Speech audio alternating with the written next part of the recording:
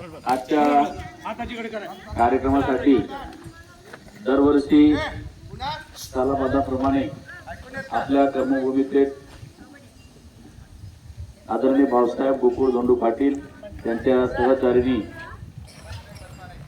सौभाग्यवती लताताई गोकुळ पाटील त्यांच्या कन्या नाथबाई असा हा त्यांचा परिवार, म्हणजे उदाहरणार्थ त्यांना गावामध्ये सगळेजण काकू असोत, वहिनी असोत, आजी असोत, त्यांना सगळेजण सोजाताई म्हणायचे. असा हा सोजाताई आणि धोंडा दादा यांचा हा परिवारातील ज्येष्ठ माणूस, आपल्या मातीतला आपला माणूस, तर ज्यांना खरोखर कर्मभूमीविषयी आणि गावाविषयी आणि विशेषतः करून शिक्षण क्षेत्रामध्ये जेव्हा शैक्षणिक प्रवाह सुरू होतो त्या प्रवाहामध्ये असलेल्या बालकांना दरवर्षी मोफत लेखन साहित्य देऊन सर्व विद्यार्थ्यांना ते शिक्षण आणि संस्कार हे धडे ज्या ठिकाणी दिले जातात त्या ठिकाणी येऊन आदरणीय भाऊसाहेब त्यांच्या सहचारिणी लता वहिनी हे दोघ जण येतात. कुठल्याही प्रकारची आठवण न पडता आणि कोणताही फोन न करता 21 जून आला म्हणजे भाऊसाहेबांचा साधारणतः 16-17 जूनच्या दरम्यान फोन यायलाच पाहिजे. तर असे आदरणीय आपले भाऊसाहेब आपल्यामध्ये येऊन आपण ज्या कर्मभूमीत राहतो, आपली जी कर्मभूमी आहे त्या कर्मभूमीतल्या बालकांची निष्काम निरामय निराकार सेवा करण्यासाठी भाऊसाहेब म्हणले सकाळी की मला परमात्मा शिवबाबाने या ठिकाणी पाठवलेलं असतं.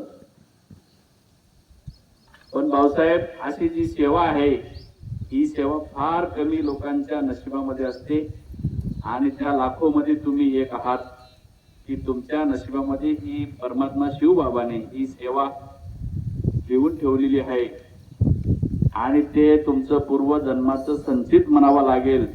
दोघांचं रामसीतेचं आणि रामसीतेच्या या जोडीने या ठिकाणी दरवर्षी, म्हणजे सोपी गोष्ट नाही मित्रांनो, आपण जर एखाद्या व्यक्ती 10 रुपये मागतो तर 10 रुपये देताना 10च्या 10 पटीने विचार करतो.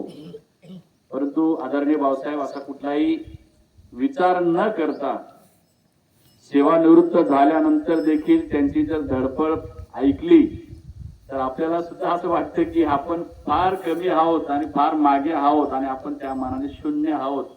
एवढी त्यांची दोघांची धडपड दिसते प्रत्येक बाबीमध्ये. असोत काही गोष्टींमध्ये बरीच माणसं असतात, मदतीसाठी तयार असतात, पण त्या मदतीच्या मागे काहीतरी त्यांचा स्वार्थ असतो. परंतु आदरणीय भाऊसाहेब आणि वहिनी यांचा कुठल्याही प्रकारचा एक नया पैशाचा कुठलाही स्वार्थ नसताना फक्त निष्काम निराकार आणि निरामय सेवा करणे. माझ्या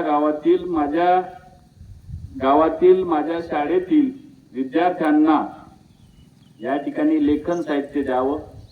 आता मी म्हणतो भाऊसाहेब, मगाशी मी बोललो होतो की तुमची 75वी आम्ही आमच्या विद्यालयामध्ये साजरी करणार आणि ती 75वी या ठिकाणी साजरी करत असताना मी परमेश्वराला एकच सांगेल की या माणसाची 100वी माझ्या विद्यालयामध्ये मला सुद्धा साक्षी ठेव आणि या जोडप्याची 100वी साजरी करायला आम्हाला संधी दे. कारण अशी माणसं फार क्वचित असतात भाऊसाहेब. कुठेतरी कोणाचा तरी स्वार्थ असतो. जर एखाद्या नेत्याचा जर काही वाढदिवस असेल तर कीर्तन ठेवतात, तर त्या अभंगामध्ये देखील महाराजांना सांगतात की माझी केलेली कार्याची पावती त्या अभंगामध्ये घे. परंतु तुम्ही म्हटलात की मूर्तीपूजेला महत्व नाही, तर आपल्या आतल्या असलेल्या संस्काराला फार महत्व आहे आणि आपल्या वागण्याला फार महत्व आहे. आणि खरोखर भूमातेवरती मोठी कीड लागलेली आहे. छोटी म्हणावी लागणार नाही, मोठी म्हणावी लागेल. आता मोठी कीड लागलेली आहे. ती कीड पुसण्यासाठी, कीड नष्ट करण्यासाठी माणसाला स्वतःला प्रयत्न करावे लागणार आहेत आणि ते एकमेव माध्यम म्हणजे मी तर म्हणतो की या ठिकाणी भाऊसाहेब ज्या माध्यमातून भक्ती करतात, निस्वार्थ लोकांची सेवा करतात, तर ती सेवा जी आहे ती शिवबाबाच्या माध्यमातून, ओमच्या माध्यमातून, ओम शांतीच्या माध्यमातून तुमच्या माझ्यापर्यंत पोहोचते. आणि खरोखर त्यांनी आम्हाला देखील बराच आग्रह केला की चला आमच्या बरोबर तुम्ही मधुबनला चला, माउंट आबूला चला. परंतु कदाचित आमचं नशीब नसेल, आमच्या नशिबात नसेल असंही म्हणायला हरकत नाही. कारण माझ्या परिवारात ते 3 लोक जाऊन आले. माझा मुलगा जाऊन आला, माझी मिसेस जाऊन आली, माझी मुलगी पण जाऊन आली आणि मी नेमकं सुटून गेलो. म्हणजे कदाचित माझं अभाग्य असेल त्या ठिकाणी. परंतु बाळांनो, खरोखर चांगले संस्कार ज्या ठिकाणी असतील त्या ठिकाणी निश्चित गेलं पाहिजे. ज्या ठिकाणी चांगली गोष्ट करत असेल त्या ठिकाणी निश्चित गेलं पाहिजे. नावासाठी, नाव मोठं होण्यासाठी भाऊसाहेब हा उगीच यांचा काही अट्टहास नसतो. त्यांचा फक्त अट्टहास एकच आहे की माझ्या कर्मभूमीतली लेकरं, की याच्याने काय होतं की तुमच्या मनामध्ये भविष्यामध्ये जर तुम्ही कुठेतरी मोठ्या पदावरती गेलात, चांगले पैसे कमवले, तर तुमच्या मनामध्ये एक भावना निर्माण होईल की माझ्या गावचे भाऊसाहेब होते, त्यांच्या वर्षभराच्या कमाईतून एक मोठं गिफ्ट, एक मोठी शिदोरी, एक मोठी भेट वस्तू की ज्याच्याने तुम्हाला ज्ञानार्जन करत असताना, ज्ञान ग्रहण करत असताना तुम्हाला ती लिहिता येते, असं लेखन साहित्य आपल्याला भाऊसाहेब दरवर्षी देतात. मी तुमचं आभार मानण्यापेक्षा परमेश्वराला एक सांगेल की असे शेकडो भाऊसाहेब तयार व्हावेत, अशा शेकडो लता वहिनी तयार व्हाव्यात की जेणेकरून तुमच्यामध्ये, मनामध्ये, माझ्या मनामध्ये कुठेतरी 2 पैसे खर्च करण्याची, 2 पैसे दान देण्याची आता आपल्या मनामध्ये वृत्ती निर्माण व्हावी असं मी समजतो. कारण आता माणसांना जेवण द्यायची गरज नाही. कारण जेवण सगळ्या ठिकाणी भेटतंय, सगळ्या ठिकाणी भेटतंय. आणि माणसाने अशी वृत्ती ठेवली की फुकटचं भेटायला हवं जेवण, अशी पण माणसामध्ये वृत्ती तयार झाली. परंतु नाही, आपण जे कमवतो, कमवल्या पैशातून जर अन्न खाल्लं तर त्या अन्नाची बुद्धी चांगली तयार होते, शरीरामध्ये ऊर्जा चांगली तयार होते. असे चांगले विचार घेऊन जे आपल्या ठिकाणी येत असतात, मी त्यांना शतशः वंदन नमन करतो. आणि खरोखर त्यांनी हा जो उपक्रम सुरू ठेवलेला आहे, हा उपक्रम त्यांचा मनाचा, त्यांच्या परिवाराचा मनाचा मोठेपणा आहे. आणि ह्या मोठेपणापायी की परमेश्वर त्यांची 100वी या ठिकाणी साजरी हो अशी मी परमेश्वराला विनंती करतो. आणि भाऊसाहेब, आमचे विद्यार्थी देखील दरवर्षी विचारतात की सर यावर्षी वह्या घ्यायच्या का नाही घ्यायच्या. म्हणजे त्यांना घ्यायच्याच नसतात की त्यांना माहिती आहे 15 जूनला शाळा उघडते, 21 जूनला भाऊसाहेब येतात.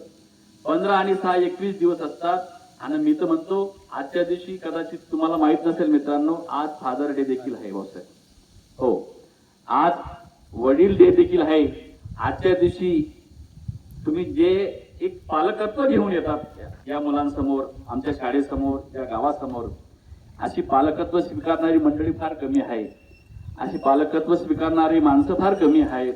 आणि परमेश्वर शिवबाबाला माझी एकच विनंती राहील की अशी माणसं नक्कीच या कर्मभूमीमध्ये आहेत. अजून अशी माणसं तयार व्हावीत जेणेकरून माणसाला नुसतं पुस्तकं ते वह्या देणे नाही, तर 2 मिनिटाच्या आपल्या विषयामध्ये आपले जे संस्कारासाठी चांगले जे शब्द आहेत ते शब्द देखील ऐकायला भेटतात.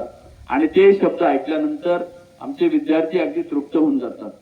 आणि विद्यार्थ्यांना होड असते की नाही आम्हाला चांगलं ऐकायला भेटेल, चांगलं शिकायला भेटेल.